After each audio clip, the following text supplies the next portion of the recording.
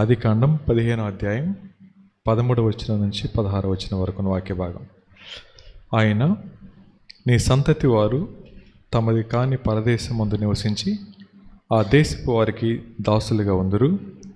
వారు 400 ఏండ్లు వీరిని శ్రమ పెట్టుదురు. వీరు ఎవరికి దాసులవుదురో ఆ జనమునకు నేనే తీర్పు తీర్చుదును. తరువాత వారు మిక్కిలి ఆశతో బయలుదేరి వచ్చేదరు. నీవు క్షేమముగా నీ పితల యొద్దకు పోయేదవు. మంచి వృద్ధాప్యమందు పాతిపెట్టబడదు. అమోరీయుల అక్రమము ఇంకను సంపూర్ణము కాలేదు కనుక నీ 4వ తరము వారు ఇక్కడికి మరలా వచ్చేదరు. నిశ్చయముగా తెలుసుకొనుమని అబ్రాహాముతో చెప్పాను. ప్రార్థన చేసుకుందాం. ప్రేమ నమ్మకం కలిగిన మా ప్రియ పరలోకపు తండ్రి, మీ ఘనమైన శ్రేష్టమైన అత్యున్నతమైన నామానికి వందనాలు, స్తుతులు, స్తోత్రాలు చెల్లిస్తా ఉన్నాను ప్రభా. మరి యొక్క పునరుద్ధాన దినాన్న సంఘంగా కూడి నిన్ను ఆరాధించడానికి మీరు ఇచ్చిన ఈ శ్రేష్టమైన సమయం కొరకే నీకు వందనాలు చెల్లిస్తూ ఉన్నాను. ఇంతవరకు పాటల ద్వారా మీ నామాన్ని కనపరుచుకున్నందుకే నీకు వందనాలు ప్రభా. కొద్దిసేపు లేఖనాన్ని ధ్యానం చేసుకుని పోతూ ఉండగా మీరే మా అందరితో మాట్లాడుతూ రమ్మని దేవా, మా అందరి హృదయాలను ఆరాధనకు పురికొల్పమని వేడుకుంటూ తదుపరి మాట్లాడబోతున్న దాసును కూడా బలపరిచి మా అందరి క్షేమార్థమే వాడుకోమని యేసు ప్రభు నామంలో మిక్కిలి వినయంగా బ్రతిమాలి అడిగి వేడుకొని ప్రార్థిస్తున్నాం తండ్రి, ఆమేన్. బైబిల్ మొత్తాన్ని 2 మాటలకు చెప్తే మొదటి మాట పాపం, రెండో మాట విమోచన అని చెప్తారు వేదాంతులు. మనిషి దేవుని మాట వినకుండా పాపం చేసి దూరం అయిపోయినప్పుడు ఆ మనిషిని విమోచించే ప్రక్రియలో భాగంగా దేవుడు అనేక మందిని వాడుకుంటూ వచ్చారు. అలా వాడుకుంటున్న వారిలో మనకన్నీ కనబడుతూ ఉంటాయి.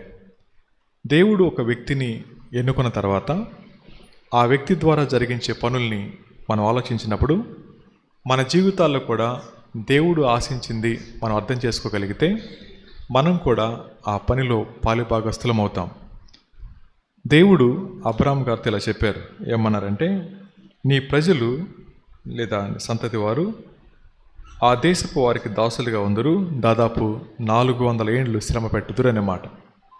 ఈ మాట చెప్పిన తర్వాత కొంతకాలానికి వారు ఐగుప్తు యొక్క బానిసత్వం కిందకి వెళ్ళడం, ఆ బానిసత్వం కింద నుంచి విడిపించడానికి దేవుడు మోషే గారిని లేపుకోవడం మనందరికీ తెలిసిన విషయమే.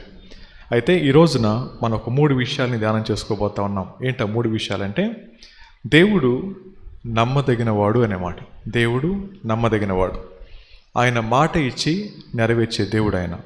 రెండో మాట, ఆయన పట్టింపు కలిగిన దేవుడు, ఆయన పట్టింపు కలిగినటువంటి దేవుడు. సో మూడోది, ఆయన దీర్ఘశాంతుడు అన్నమాట. ఈ 3 విషయాలు ఆలోచించేద్దాం. ఆయన నమ్మదగిన దేవుడు, ఆయన పట్టింపు కలిగిన వాడు, మూడోది ఆయన దీర్ఘశాంతం కలిగినటువంటి దేవుడు అన్నమాట. ఈ 3 మాటల్ని జ్ఞాపకం చేసుకుంటా ఉన్నప్పుడు దేవుని వాక్యాన్ని వినేవాళ్ళు 2 రకాలుగా వింటూ ఉంటారు. ఒకళ్ళు విశ్వాసం చేత వింటారు, రెండో వాళ్ళు అపనమ్మిక చేత వాక్యం వింటూ ఉంటారు. నా మాట జాగ్రత్త వినండి.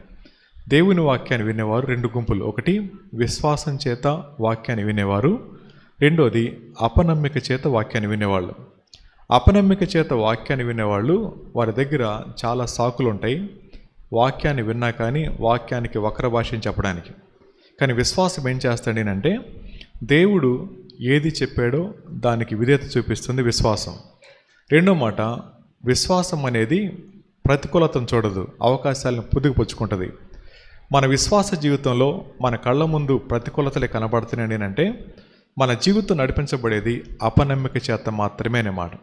ఒకవేళ నేను విశ్వాసం చేత నడిపించబడేవాడినైతే నేను చూసేది ఆపర్చునిటీ మాత్రమే. నేను ఆపర్చునిటీ చూస్తూ ఉన్నానా, ఆబ్స్టికల్స్ చూస్తూ ఉన్నానా అనేది నా యొక్క విశ్వాస జీవితం మీద ఆధారపడి ఉంటుంది. ప్రతి వ్యక్తి దేవుని యొక్క వాక్యాన్ని వింటూ ఉన్నప్పుడు కొంతమంది ఏమో ప్రతికూలతలు చూసేవాళ్ళు, కొంతమంది ఏమో అనుకూలతలు చూసేవాళ్ళు. ప్రతికూలతలు చూసేవాళ్ళేమో దేవుని మీద ఆనుకునేవాళ్ళు కాదు, అనుకూలతలను వెతుక్కునేవాళ్ళు దేవుని మీద ఆనుకునేవారు అవుతారు. ఈ ఉదయకాల సమయంలో మనం నేర్చుకోబోతున్న పాఠం నిర్గమకాండం 3వ అధ్యాయం. నిర్గమకాండం 3వ అధ్యాయం మనం చాలాసార్లు ఈ వాక్యాన్ని ధ్యానం చేసుకున్నాం. మరొకసారి చూద్దాం. 6వ వచనం చదువుకుందాం.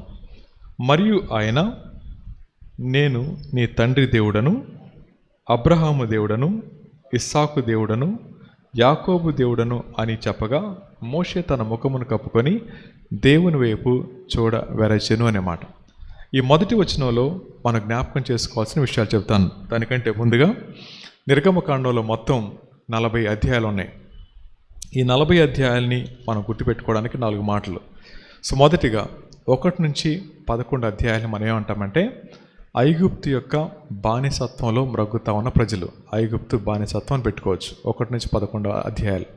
ఆ తర్వాత 12వ అధ్యాయం నుంచి 18వ అధ్యాయం వరకు ఐగుప్తు నుంచి సీనాయి వైపు విమోచన ప్రయాణం అని పెట్టుకోవచ్చు. ఐగుప్తు నుంచి సీనాయి వైపు విమోచన ప్రయాణం. ఆ తర్వాత 19వ అధ్యాయం నుంచి 24వ అధ్యాయం వరకు వారు జీవించవలసిన నియమాల గురించి దేవుడు మాట్లాడుతూ ఉంటారు. అక్కడ మనం 10 ఆజ్ఞలు చూస్తాం. ఇది 24వ అధ్యాయం వరకు. 25 నుంచి మందసాన్ని నిర్మించడం, అలాగే దేవుణ్ణి ఆరాధించడం. ఇది 4 భాగాల్లో నిర్గమకాండం. ఈ 4 మాటల నిర్గమకాండం. సో మొదటిది బానిసత్వం, రెండవది విమోచన, మూడవది దేవుణ్ణి వెంబడించడానికి కావాల్సిన నియమాలు, నాలుగవది దేవుణ్ణి ఆరాధించడానికి కావాల్సినటువంటి మందసం. ఈ 4 విషయాలు. సో ఈ 4 విషయాల నీడలో మనం జ్ఞాపకం చేసుకుంటే ఇప్పుడు మనం ఉన్నది 3వ అధ్యాయం దగ్గరికి వచ్చాం. సో 3వ అధ్యాయానికంటే ముందు 2 అధ్యాయాలు ఉన్నాయి కదా. ఈ 2 అధ్యాయాల్లో విమోచకుణ్ణి విమోచించే స్త్రీలు కనపడతారు. విమోచకుణ్ణి విమోచించే స్త్రీలు కనపడతారు. మొదటి అధ్యాయంలోనే 2 స్త్రీలు, వారిద్దరూ మంత్రసానులు అని చెప్తారు. వారిద్దరూ ఆజ్ఞను ఎదిరించి విమోచకుడిని కాపాడే పనిలో వాళ్ళు నిమగ్నమవుతారు. ఆ తర్వాత అధ్యాయంలో 4 స్త్రీలు కనపడతారు. ఒకటి వాళ్ళ అమ్మగారు, అలాగే అక్కగారు, అలాగే రాణి, అలాగే తన దగ్గర ఉన్న దాసి. ఈ 4 కూడా ఈ విమోచకుడిని కాపాడే పనిలో పాలుభాగస్తులు అవుతూ ఉంటారు. ఎందుకు ఈ మాటలు జ్ఞాపకం చేశామంటే ప్రతి విశ్వాసి కూడా దేవుని విమోచన ప్రక్రియలో పాలుభాగస్తులు కాగలిగితే ప్రతి వ్యక్తి కూడా ఒక సువార్థికుడు అవుతాడు. ప్రతి విశ్వాసి కూడా ఒక క్రీస్తు సైనికుడు అవుతాడు. కానీ అనుకోకుండా మనం ఏమైపోయింది అంటే కేవలం విశ్వాసులంగా మాత్రమే మిగిలిపోయాం, కానీ దేవుని విమోచన ప్రక్రియలో పాలుభాగస్తులను కాలేకపోతా ఉన్నాం. ఏ విశ్వాస అయితే దేవుని యొక్క విమోచన ప్రక్రియలో పాలుభాగస్తుడు అవుతాడో ఆ వ్యక్తిని దేవుడు వాడుకోగలిగిన సమర్థుడు. అందుకని మనం నేర్చుకోబోతున్న మొదటి పాఠం చదువుకున్నాం కదా. మరియు ఆయన 3వ అధ్యాయం 6వ వచనం, మరియు ఆయన నేను నీ తండ్రి దేవుడను, అబ్రహాము దేవుడను, ఇస్సాకు దేవుడను, యాకోబు దేవుడును అని చెప్పగా ఈ ముగ్గురిని పక్కన పెట్టుకున్నాం అనుకోండి. అబ్రహాము గారి విషయంలో దేవుడు ఏం చేశాడు చెప్పండి? ఆయన పిలిచినటువంటి దేవుడు. ఆయన పిలిచినటువంటి దేవుడు. ఆయన తన జీవితాన్ని తను కొనసాగించుకుంటా ఉన్న సమయంలో దేవుడు పేరు పెట్టి పిలిచి నువ్వు నన్ను వెంబడించు అని చెప్పినప్పుడు, లేదా విడిచి రమ్మన్నప్పుడు ఆయన లేచాడు, విడిచాడు, వెంబడించాడు. దేవుని యొక్క విమోచన ప్రక్రియలో పాలుభాగస్తుడయ్యాడు. ఇక్కడ కూర్చున్న మనం అందరం కూడా పాపం యొక్క బానిసత్వం కింద మగ్గుతా ఉన్నప్పుడు దేవుడు మొట్టమొదట మనతో మాట్లాడే మాట ఏంటండి అంటే విడిచి వెంబడించండి అనే మాట.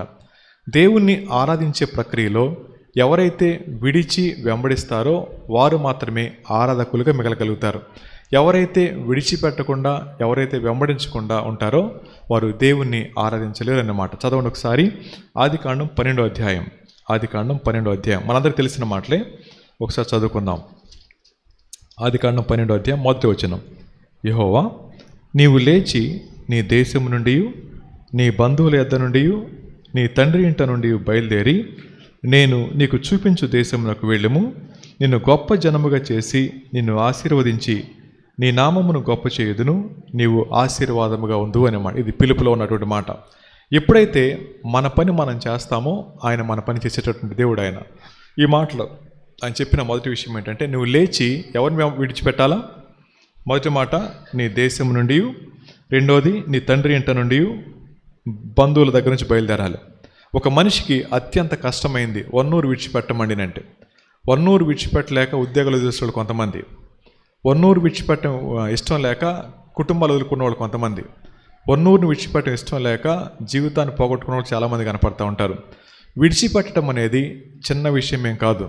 విడిచిపెట్టడం దగ్గర మనకేముంటుంది చెప్పండి? బాండింగ్ ఉంటుంది కదా. పాపము చేత నడిపించబడే మనం, పాపములో జీవిస్తూ ఉన్నాం మనం, పాపాన్ని శ్వాసగా కలిగి ఉన్నటువంటి మనం పాపాన్ని విడిచిపెట్టడం అనేది అంత చాలా కష్టమైనటువంటి పని. నీకు చిన్న ఎగ్జాంపుల్ చెప్తాను. ప్రపంచంలో అతిపెద్ద అడిక్షన్ ఏంటండి అంటే ఒక ఆయన ఇలా అంటాడు, కొకైన్ కాదు లేకపోతే హెరాయిన్ కాదంట, షుగర్ అంట. షుగర్ అనేది అతిపెద్ద అడిక్షన్ అంట. ప్రపంచంలో ప్రస్తుతం ఉన్న వాటిలో అత్యంత బలమైన అడిక్షన్ షుగర్ అన్నమాట.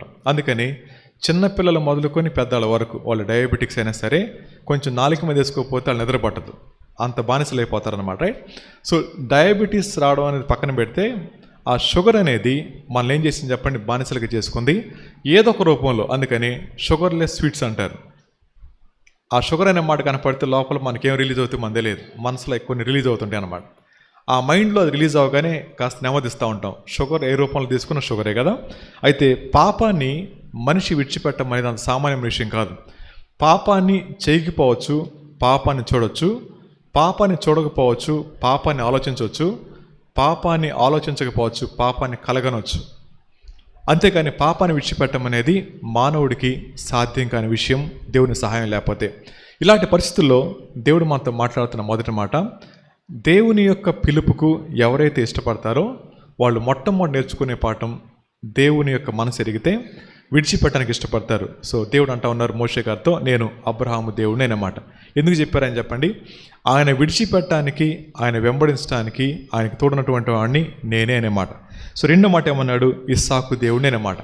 ఇస్సాకు దేవుడు అనే మాట చెప్పగానే మనకు గుర్తు రావాల్సిన విషయం ఏంటంటే ఆయన కేరింగ్, ఆయన యొక్క కాపుదల లేదా ఆయన కేరింగ్ అనుకోండి. ఆయన ఏ విధంగా కేర్ తీసుకుంటామని అర్థం చేసుకోవచ్చు. ఆయన కూర్చున్న మనందరం కూడా మన విశ్వాసయాత్రలో కొనసాగుతూ ఉన్నప్పుడు పిలిచిన దేవుడు వదిలిపెట్టేవాడు కాదు, ఆయన పట్టించుకునేటువంటి దేవుడు. ఆయన ఎలా పట్టించుకుంటారు? ఆయన తల్లి లేదు కానీ తల్లి ఆయన అవుతాడు, తండ్రి లేడు కానీ తండ్రి ఆయన అవుతాడు, ఒకవేళ అమ్మ నాన్న లేరు ఆయనే తండ్రి అవుతాడు. ఆయన ఎన్ని మాటలు మనం చెప్పుకుంటూ వస్తాడు.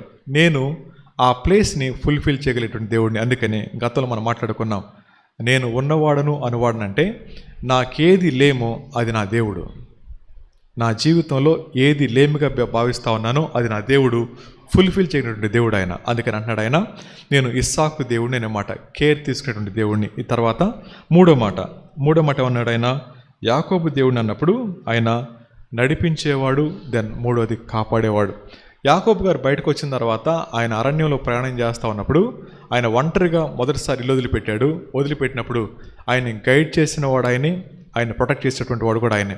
ఈ మూడు మాటలు జ్ఞాపకం చేసుకున్న తర్వాత మోషే గారు అంటూ ఉన్నాడు, నేను నీతో ఉన్నవాడును అనేమాట, నేను నీతో ఉన్నవాడును అనేమాట. సో ఈ 4 విషయాలు, ఒకటి పిలిచినవాడు ఆయనే, రెండోది కేర్ తీసుకునేవాడు ఆయనే, మూడోది గైడ్ చేసేవాడు ఆయనే, దెన్ 4వదిగా భద్రపరిచేవాడు ఆయనే, 5వదిగా మనతో ఉండేవాడు ఆయన అనేమాట. అయితే ఈ ఉదయకాల సమయంలో ఒక మాట జ్ఞాపకం చేస్తాను, ప్రతి బంధం కూడా భూమి మీద తాత్కాలికమైంది. ప్రతి బంధం కూడా, ఒకవేళ బంధం అనే మాట వినబడితే అది దేవునితో సంబంధం తప్ప మరి ఏ బంధమైనా తాత్కాలికమైందే. అది భార్యాభర్తల బంధమైనా, తల్లి కొడుకుల బంధమైనా, లేకపోతే మరే బంధమైనా సరే తాత్కాలికమైందే. ఆ తాత్కాలికమైన బంధం కోసం మనం పడే తాపత్రయం అంత ఇంత కాదు. తాత్కాలికమైన బంధం కోసం అంత ప్రయాసపడుతూ ఉన్నప్పుడు ఎన్నికలేని మన జీవితాలను ప్రేమించిన ప్రభు మనతో సంబంధం పెట్టుకోవడానికి ఆయన ఎంత ప్రయాసపడుతూ ఉన్నాడు. ఆ ప్రేమ మనకు అర్థమైతే ఆయన బంధం నుంచి మనం పారిపోలేం. ఇక్కడ మోషే గారు అంటూ ఉన్నాడు, నేను అబ్రహాము దేవుణ్ణి, ఇస్సాకు దేవుణ్ణి, యాకోబు దేవుని. తర్వాత మాట అని చెప్పగా మోషే తన ముఖమును కప్పుకొని దేవుని వైపు చూడవెరచునమాట. ఈ ఉదయకాల సమయం దేవుడు మనతో మాట్లాడుతున్నప్పుడు మన మనసులకు అర్థమవుతాయి. దేవుడు మనతో మాట్లాడుతూ ఉంటే మన మనసులో ఆదరణ పొందుకుంటాం. దేవుడు మనతో మాట్లాడుతూ ఉంటే మనకు ధైర్యం వస్తుంది. ఈ దినాన్న ప్రభు మనతో మాట్లాడుతూ ఉంది, నేను మాట ఇచ్చి నెరవేర్చే దేవుడును అనేమాట. ఆ దినాన్న అబ్రహాం గారితో చెప్పారు, ఏమని చెప్పారు, నీ జనులు 400 సంవత్సరాల పాటు బానిసత్వంలో మ్రొగ్గుతారు, ఆ 400 సంవత్సరాల తర్వాత నేనే వారిని విడిపిస్తా అనేమాట. ఈ మాట మనం జ్ఞాపకం చేసుకుంటే ఒకసారి చదవండి, 1 కొరింథీ పత్రిక 10వ అధ్యాయం 13 చదువుకుందాం. 1 కొరింథీ పత్రిక 10వ అధ్యాయం 13 చదువుకుందాం.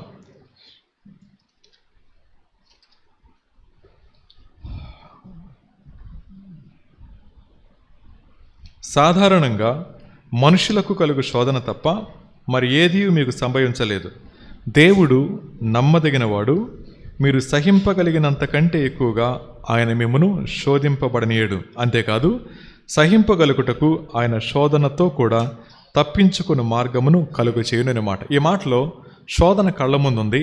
2 అవకాశాలను, ఒకటి తప్పించుకోవడం, రెండోది చిక్కుకుపోవడం. విశ్వాసి అయిన వాడేమో ఆపర్చునిటీస్ వెతుక్కుంటాడు, అవిశ్వాసి లేదా అపనమ్మిక కలిగినటువంటి వాడేమో ఆబ్స్టికల్స్ వస్తూ ఉంటాడు. ఇక్కడ రాయబడిన మాట సాధారణంగా మనుషులకు కలుగు శోధన తప్ప. తర్వాత ఏమాట ఏమని చెప్పండి, నేను దాన్ని నియమించి ఉన్నానన్నమాట. సో దేవుడు మన సమస్యని సూపర్వైజ్ చేస్తూ ఉన్నారు. ఎంతవరకు దాన్ని ఉంచాలో అంతవరకు ఉంచుతారు, ఆ తర్వాత ఇన్వాల్వ్ అవుతారన్నమాట. మీరు అందరూ కూడా పాలు కాసినప్పుడు ఎప్పుడైనా పొంగిపోయిన అంటారమ్మా. స్టవ్ దగ్గరే కూర్చుంటారు, అప్పుడు దాకా స్పూన్ పెట్టి తిప్పుతూనే ఉంటారు, అంతలోనే పొంగొచ్చి మొత్తం పోతాయి, అయ్యో అంటారనమాట. మరి మీరు ఎందుకు ఉన్నట్టు అక్కడ? ఒకవేళ మీ అమ్మగారు వచ్చారనుకోండి, నిద్ర మోకుండా ఏం చేస్తూనే ఉంటారు. ఎందుకని? స్టవ్ దగ్గర నిలబడి కూడా నిద్రపోయి బోల్డ్ మంది. అందుకని స్టవ్లు చూస్తే అర్థమైపోద్ది మన నిద్రపోయే వాళ్ళమా మంచి వంట చేసేవాళ్ళమా. అందుకని సహోదరులు చేసే మొదటి పని ఏంటంటే వంట వండగానే మొత్తం తుడిచేస్తారు. అది శుభ్రం చేసుకుందామని కాదు, వాళ్ళు నిద్రపోతాను బయటకు వస్తాయని చెప్పి. ఇప్పుడు నా ప్రశ్న ఏంటంటే, స్టవ్ దగ్గర నిలబడింది మీరే, ఆన్ చేసేది ఆఫ్ చేసేది మీరే, స్పూన్తో తిప్పుతుంది కూడా మీరే, పొంగును గమనించేది కూడా మీరే. కానీ ఎందుకు పొంగిపోయింది? నియంత్రించవలసిన మీరు నియంత్రణ లేకుండా ఉన్నారు కాబట్టి అన్నమాట. దేవుడు అలాంటోడు కాదు. ఆయన అవి పొంగిపోయిన తర్వాత రే కంగారు పడ్డాయని అనుకోడు ఆయన. దేవుడు అంటా ఉన్నాడు, సాధారణంగా మనుషులకు కలుగు శోధన తప్ప మీకు రాదు, సహింపగలిగినంత కంటే ఎక్కువగా నేను మిమ్మల్ని శోధింపబడనీను అన్నప్పుడు నా సమస్య మీద ఎవరు సూపర్వైజ్ చేస్తున్నారు? దేవుడే సూపర్వైజ్ చేస్తూ ఉన్నాడు. ఆయనకి తెలుసు ఎప్పుడు తీయాలో, ఆయనకి తెలుసు ఇప్పుడు దాన్ని కంట్రోల్ చేయాలో. ఈ మాట మనం జ్ఞాపకం చేసుకుంటే 400 సంవత్సరాల చెరలో ఈ 400 సంవత్సరాలు అలాగే మౌనంగా ఉన్నారంటారు వాళ్ళందరూ. ఎన్నిసార్లు కొనుక్కుంటారు, ఎన్నిసార్లు ఏడ్చుంటారు కదండి. దేవుడు అంటా ఉన్నారు 400 సంవత్సరాలు నెరవేర్చాల్సిందే. ఇక్కడ అన్నాడు దేవుని యొక్క లక్షణం ఆయన నమ్మదగిన వాడు అనే మాట. మరి ఎవరు నమ్మదగిన వాళ్ళం? నేను, మనమందరం కూడా నమ్మదగిన వాళ్ళం. అందుకని చదవండి యోహాను సువార్త 1:29 మనందరికీ తెలిసిన వాక్య భాగం, చూడకుండా కూడా చెప్పి వచ్చాము కదా. యోహాను సువార్త 1:29.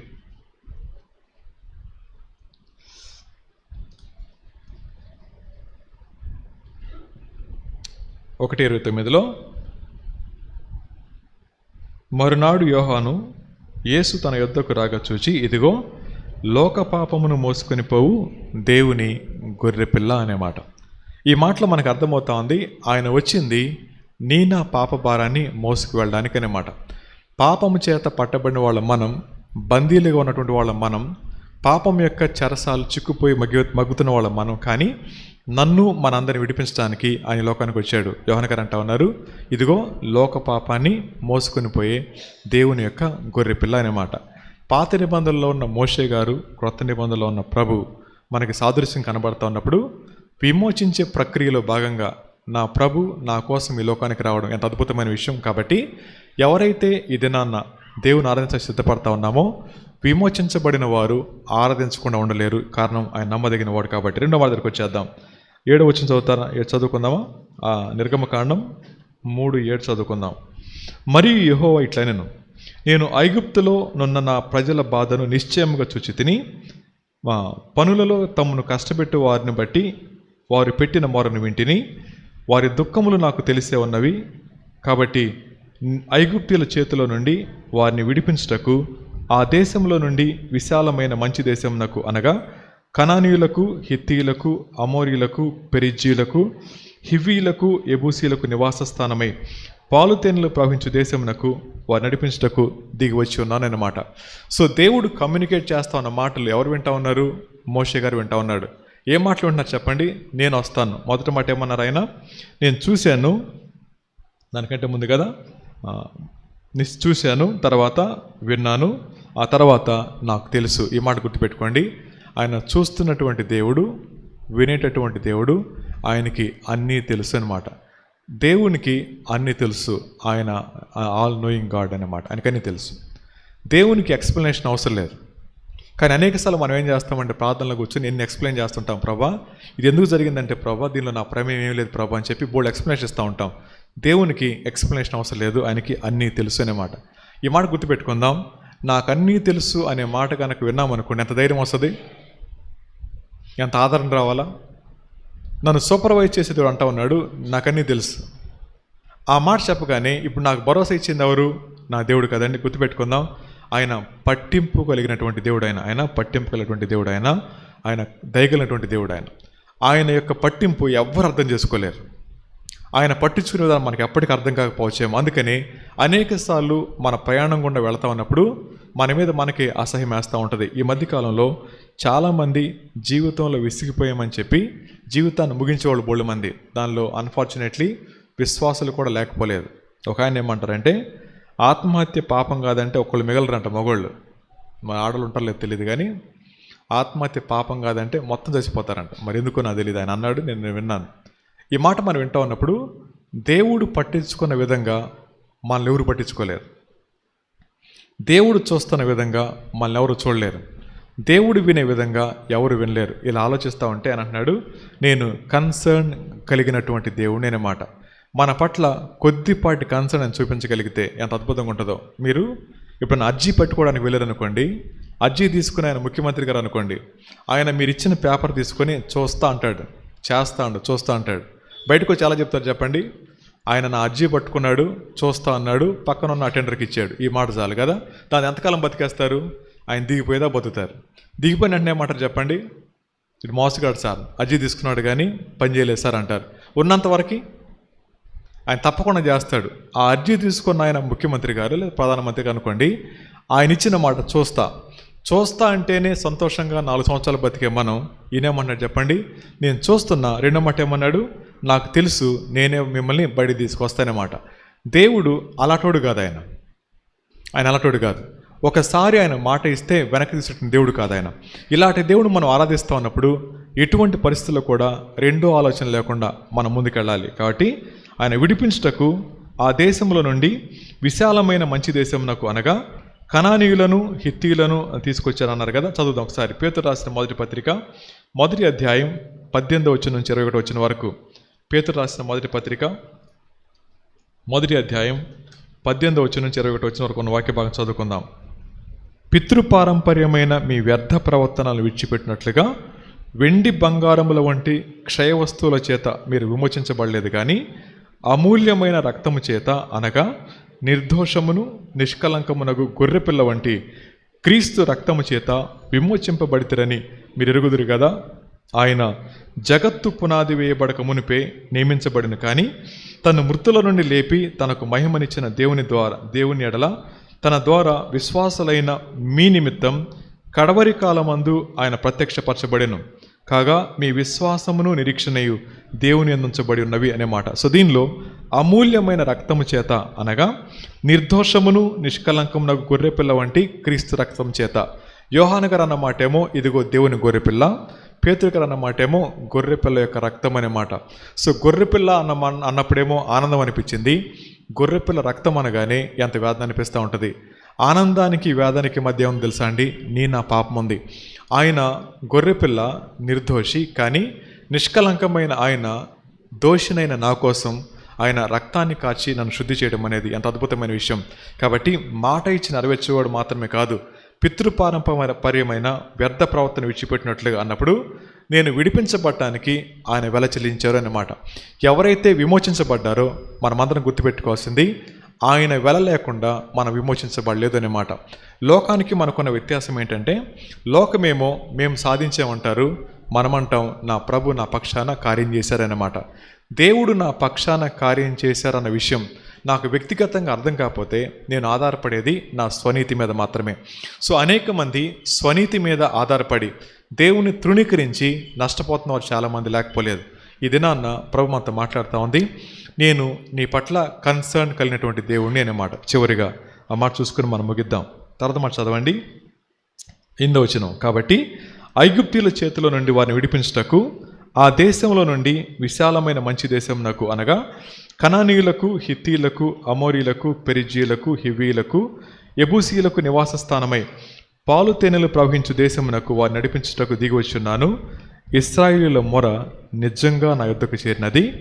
ఐగుప్తీయులు వారిని పెట్టుచున్న హింసను చూచి తిని, కాగా రమ్ము నిన్ను ఫరో యొద్దకు పంపెదను, ఇశ్రాయేలీయులైన నా ప్రజలను నీవు ఐగుప్తుల నుండి తోడుకొని పోవలెను అన్నప్పుడు అక్కడ రాయబడిన మాట, నేను దీర్ఘశాంతం కలిగినటువంటి దేవుడు అన్నమాట. సో మూడవది దీర్ఘశాంతం కలిగినటువంటి దేవుడు ఆయన. ఒకటి నమ్మకమైన వాడు, రెండోది పట్టింపు కలిగినటువంటి దేవుడు. మూడో మాట, ఆయన దీర్ఘశాంతం కలిగినటువంటి దేవుడు ఆయన. సో దేవుని యొక్క సహనం ఎంత అద్భుతమైందో. ఎన్నిసార్లు తిరుగుబాటు చేసినా, ఎన్నిసార్లు మాట తప్పినా తిరిగి పదే పదే తన ప్రేమ చేత సమకూరుస్తూ ఉన్నప్పుడు ఆయన మాట్లాడిన మాట, నేను చూస్తూ ఉన్నాను, ఇక చూడలేను, ఏం చేస్తున్నాను, నిన్ను పంపిస్తున్నాను, వెళ్ళి వాళ్ళు బయటికి తీసుకురా అనే మాట. ఈ మాట మనం జ్ఞాపకం చేసుకుంటే మన జీవితాల్లో దేవుడు ఎవరి ఆరాధన స్వీకరిస్తారో తెలుసా అండి? సోమరుల ఆరాధన స్వీకరించేవాడు కాదు ఆయన. దేవుడు స్వీకరించేది ఎవరు తన పనిలో, ఎవరు తనతో పాటు బిజీగా ఉన్నారో వారి ఆరాధన స్వీకరిస్తారు. సో ఇక్కడ మోషే పనిలో ఉన్నారు, వారిని పిలిచి పని అప్పగిస్తూ ఉన్నారు. మన దేవుడు సోమరుల దేవుడు కాదు, మన దేవుడు ఆరాధకుల దేవుడు, మన దేవుడు పనిచేసేవారి దేవుడు అన్నమాట. అయితే ఈ దినాన్న చాలామంది ఆరాధన అనేది యాంత్రికంగా అయిపోతా ఉన్న దినాల్లో ప్రభు మనతో మాట్లాడుతున్నమాట, నా విమోచన ప్రక్రియలో పాలిభాగస్తులైన మీరు ఆరాధించేవారు ఉంటే ఎంత అద్భుతంగా ఉంటుంది. పాపము నుంచి విడిపించడానికి ప్రాణం పెట్టిన ప్రభు అంటా ఉన్నాడు, మీరు నా విమోచన ప్రక్రియలో పాలిభాగస్తులు అన్నమాట. ఎవరిని?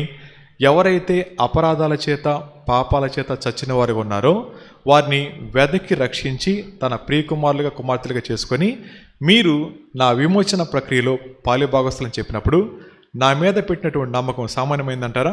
మన మీద పెట్టిన నమ్మకం, అంత గొప్ప నమ్మకాన్ని ప్రభు మన పట్ల చూపిస్తూ ఉన్నప్పుడు ఆరాధించుకుని ఎలా ఉండగలుగుతాం? చదవండి. చివరిగా కొరింథీయులకు రాసిన మొదటి పత్రిక 5వ అధ్యాయం 7వ వచనం చదువుకుందాం.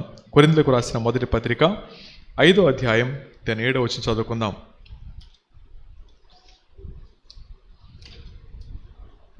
కొరింథీయులకు రాసిన మొదటి పత్రిక 5వ అధ్యాయం అలాగే 7వ వచనం, అలాగే రోమిలకు రాసిన పత్రిక 11:33 కూడా చదువుకుందాం. 5:7 చదువుకుందాం. మొదట, మీరు పులిపిండి లేని వారు గనుక క్రొత్త ముద్ద అవుటకై ఆ పాతదైన పులిపిండిని తీసి పారవేయడి. ఇంతేకాక క్రీస్తు అను మన పస్కా పశువు వధింపబడిను అన్నమాట. సో దీనిలో నీవు నేను విమోచన ప్రక్రియలో పాలిభాగస్థులమైతే ఆయన యందు ఈ 3 విషయాలు చూస్తాం. ఒకటి, నమ్మదగిన వాడు, ఆయన పట్టింపు కలిగిన వాడు, ఆయన మన జీవితాల్లో సహించేవాడు అనే మాట చెప్తూ రోమిలకు రాసిన పత్రిక 11:33, ఆహా దేవుని బుద్ధి జ్ఞానముల బాహుళ్యం ఎంతో గంభీరము, ఆయన తీర్పులు శోధింపనెంతో అసఖ్యములు, ఆయన మార్గములెంతో అగమ్యములు, ప్రభువు మనసెరిగిన వాడెవడు, ఆయనకు ఆలోచన చెప్పిన వాడెవడు, ముందుగా ఆయనకిచ్చి ప్రతిఫలం పొందగలవాడెవడు, ఆయన మూలమునను ఆయన ద్వారాను ఆయన నిమిత్తమును సమస్తము కలిగి ఉన్నవి, యుగముల వరకు ఆయనకు మహిమ కలుగునుగాక, ఆమెన్. మళ్ళీ చదువుతారా?